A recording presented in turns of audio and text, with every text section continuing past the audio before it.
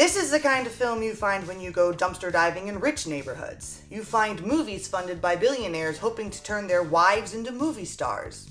And then hoping to get laid by said wives. This is 1983's The Lonely Lady, starring Pia Zadora, otherwise known as the Louise Rayner of the Razzie Awards. Lloyd Bachner, known for that one Twilight Zone episode. Anthony Holland, that guy you swear you've seen in something. It was probably some television show in the 60s, by the way. We also have Joseph Cali, Jared Martin, and the first feature film appearance of Ray Liotta. He still has fans, right? Sure. Hi, Ray Liotta fans. The Lonely Lady was directed by Peter Sazdy. If that tells you anything about what kind of film this is. Actually, it doesn't really. The screenplay is based on a novel by Harold Robbins, a novelist accredited for being as much a part of the sexual and social revolution as the pill, Playboy, and pot. Probably gonna have to crop and black bar a few shots in this review. Alright. Obnoxious spectators are gawking at celebrities arriving for an awards ceremony that's clearly not an Academy Awards knockoff. Why don't you buy me a dress like that? Why don't you look like that? Okay, let's be reasonable here. She can't really help the way she looks much, but you can help buying her a dress, you dick. Yeah, walking up there. Can't be anybody if she doesn't have an escort. Yay, women's lib. The woman who can't be anybody because she doesn't have an escort is Jerry Lee Randall. The movie flashes back to Jerry Lee being presented with an award for high school creative writing. The award is being presented by a movie director named Guy Jackson. Oh, 'cause that kind of thing totally happens.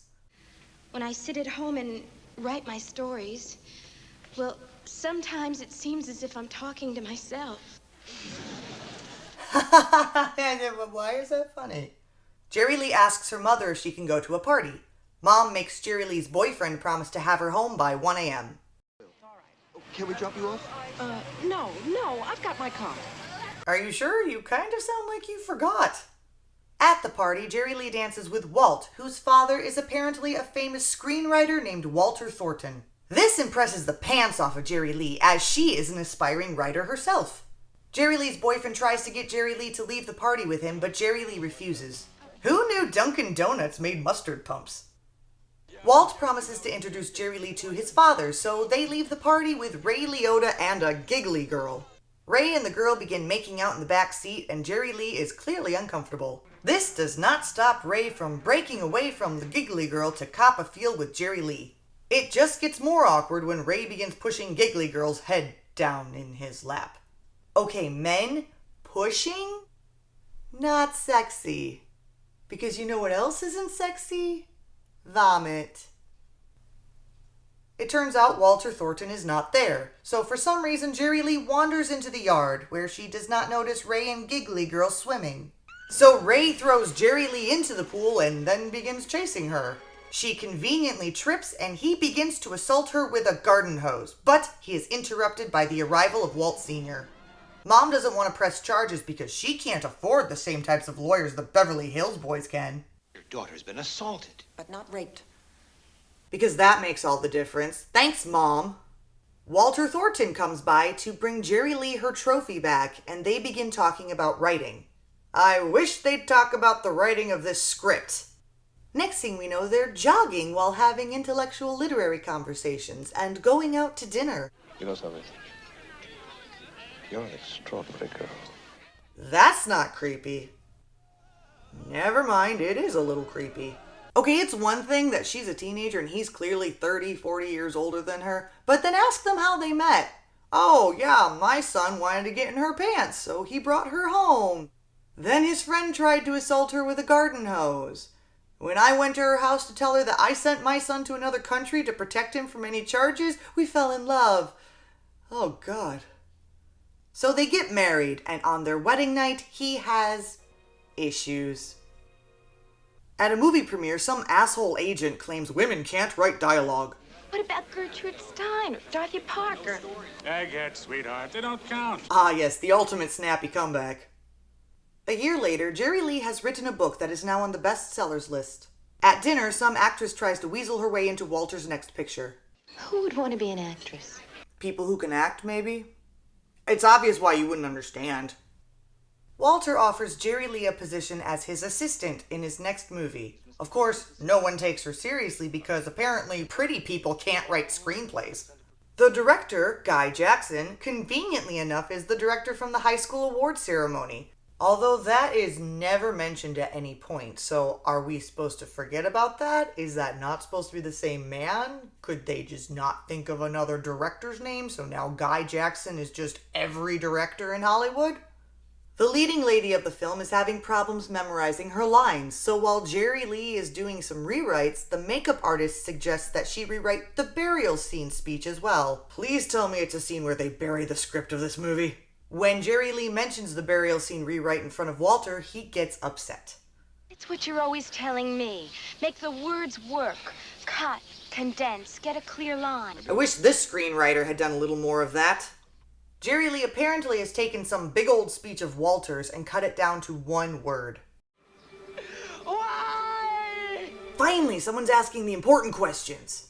The rewrite is seen as absolutely brilliant, so of course Walter takes credit for it. This especially pisses Jerry Lee off when critics begin specifically praising the burial scene. Really? The hell did the rest of the movie look like? This causes Jerry Lee to start drinking heavily and going by her maiden name. She tries apologizing later to Walter, and he angrily brings up the hose incident from before. Apparently, we're supposed to get the impression that the marriage is falling apart, which is probably a good thing because they're both kind of assholes. Guy Jackson visits Jerry Lee, now a single lady, at her new apartment. She tells him that now that she's had 2 books published, she's working on a screenplay next. 2 people right after Vietnam who love each other desperately, but they can't make it because they're totally different. Can I help you? Yeah, can you come up with a more interesting plot? He takes her to a party and she sees a man named George Ballantyne, who had tried hitting on her during the movie. Back then, though, he was just a daytime player, and now he's a big movie star. Despite the fact that he's married, and everybody knows it, Jerry Lee brings him home, and this starts a steamy affair. Later, Jerry Lee brings her script to an agent. Oh, shut up, Rod Serling. She asks him to represent her. That depends, sweetheart, On what? on how things go from here. She has too much self-respect to sleep her way to the top, but not enough to stop her from having a public affair with a married actor. If you're gonna do something despicable, at least make it useful. I don't think things are going to go anywhere from here, but thanks all the same. The tagline for the movie, ladies and gentlemen. After failing to get any agent to even consider representing her, now she can't get George to call her back. She tracks him down at the studio and tells him she thinks she's pregnant. Like a typical dickhead celebrity, he brushes her off. Jerry Lee's mother has been called to the hospital by her daughter and is very confused why she is there. Mother, I've had an abortion. While out to lunch with her mother, Jerry Lee once again meets a club owner named Vincent. Vincent says he is interested in getting funding for a movie, and she offers him her screenplay. Vincent asks her to bring the script to the club sometime, a club that appears to be on the top floor of an office building? An apartment complex? You're young and pretty. They can't believe a dumb blonde could write a movie. I feel like screenwriters everywhere should be insulted by this movie. It's constantly saying that only ugly people can write screenplays. And you know who wrote those lines? A screenwriter. Maybe a dumb blonde did write a movie. Jerry Lee confesses that she is broke, so while they wait until they can get financing for the film, Vincent offers her a job as a server at the club. Actually, maybe she's a manager, that's why she actually has sleeves on her dress? One night, one of the servers is upset because Vincent wants her to go out with his friend, who is a big film director, and he'll give her a start in film if she does what he wants. Look, I'm a serious actress, Jerry Lee, and I just don't want to make it that way. Look at her, she's so serious she can't produce real tears when she cries. Jerry Lee talks to Vincent about it, and she accepts a date with him the next day. Yeah? I think he was worse. Yeah, because that's how you pick out vegetables at the market. Jerry Lee runs into Guy, the director, at the club, and he introduces her to an agent, whom she immediately snubs. You are a dumb blonde. If you write for anyone, you write for me. Not for Jackson or anyone else. Me! If I write for anyone, Vinny, I write for me! Why is drinking with two hands the universal sign of someone with problems? Like the truly empowered female that she is, she calls Vincent and apologizes, and then she gets naked with him. I will point out right now that this is scene number 6 or so that Pia Zadora is naked in this film. So if you like little bits of nudity sprinkled amongst long scenes of boredom and asinine dialogue, this might be the movie for you. Vincent brings a European backer to the club one night, and the woman talks about how beautiful Jerry Lee's eyes are. The guy doesn't speak English, apparently. They decide to go somewhere quieter to discuss things, and Vincent says he can't leave the crowd at the club. What am I gonna say? You're a writer. Write something to say. Once again, the woman talks about how beautiful Jerry Lee is, and the guy settles creepily into the couch to watch with a nauseating grin. There's more nudity I can't show you, and then... Can you find your way from here? You don't speak English. She goes back to the club and finds Vincent naked in his office with 2 servers. They are all laughing as he throws her script at her. Was this some big elaborate con to get her to sleep with a woman while a creepy guy watches? Because there must be an easier way to do that. Oh, so the one time she forgets to be naked, she's doing the one thing she's supposed to be naked for. Jerry Lee goes berserk and destroys her apartment. She can be seen here typing her most intelligent work yet.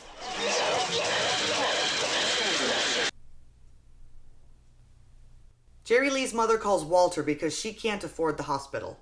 Guy Jackson visits and yells at her like a Little League coach. I love you.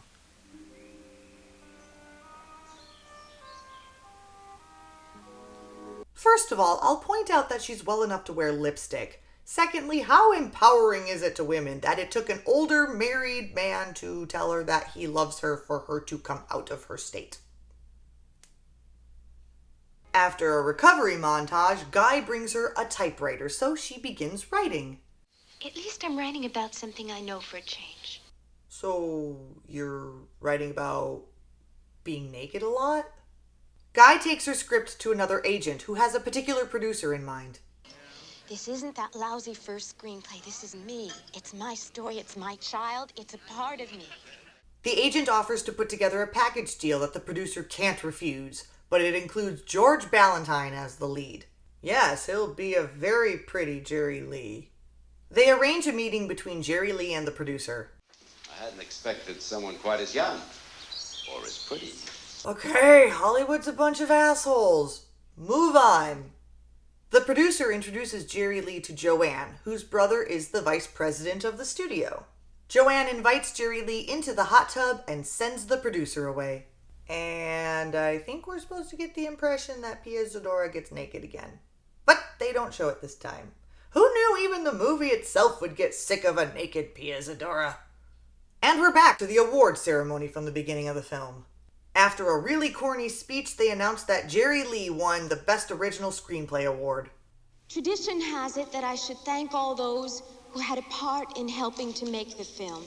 You're gonna thank every single person you had to get naked with, aren't you? I don't suppose I'm the only one who's had to fuck her way to the top. She turns down the award and is booed out of the theater. I feel like there would be a lot more reporters here at this point. But she simply walks away as a lonely lady.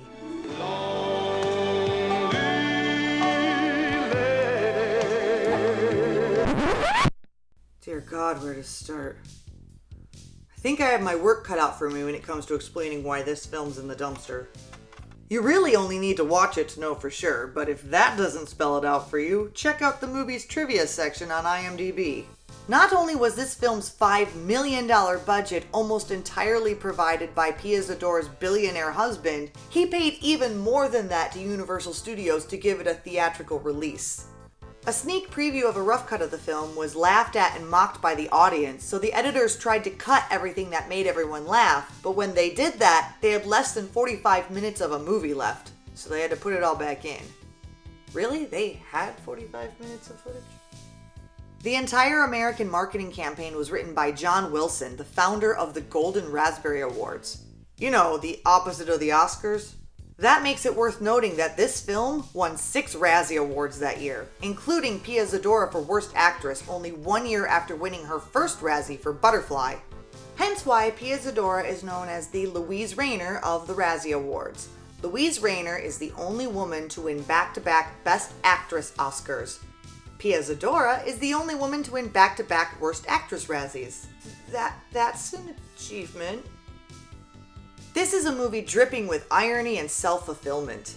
It's a movie about a female writer trying to make it in Hollywood and eventually winning an award. You know what other Razzie the lonely lady won that year? Worst Screenplay. Who wrote the screenplay? A woman. It's a movie about a woman sleeping her way into movies. How did the lead actress get this role? By sleeping with the man funding the movie. It's a movie like many other movies about how terrible Hollywood is to people. Who keeps putting out these movies about how terrible Hollywood is? Hollywood. Why does Hollywood want to give itself a bad name? Are they really that horrible and they truly don't see what's wrong with it? Are they just capitalizing on a stereotype the public has in their head about Hollywood? I don't know, but it's getting nauseating and depressing. Granted, it's been obvious for a long time that Hollywood stardom is not so much about talent as it is about who you know and being in the right place at the right time. But the fact that they are willing to admit, or at least give the appearance that they're admitting, that it ventures beyond that into the realm of misogyny and sexually abusing people, kinda sick, don't you think? Problem is, it appears to be working. Hollywood's made itself elite enough and desirable enough for many young people that they're willing to do whatever it takes to get in. Honestly though, thanks to technology, independent film festivals, websites such as Blacklist for screenplays and YouTube for creators, there's less and less reason to play along with their games these days. Make art on your own terms and let Hollywood chase you. Maybe together we can raise the caliber of art in Hollywood and keep it from producing crap like this. Probably not, but it's worth a shot. Why? I don't know.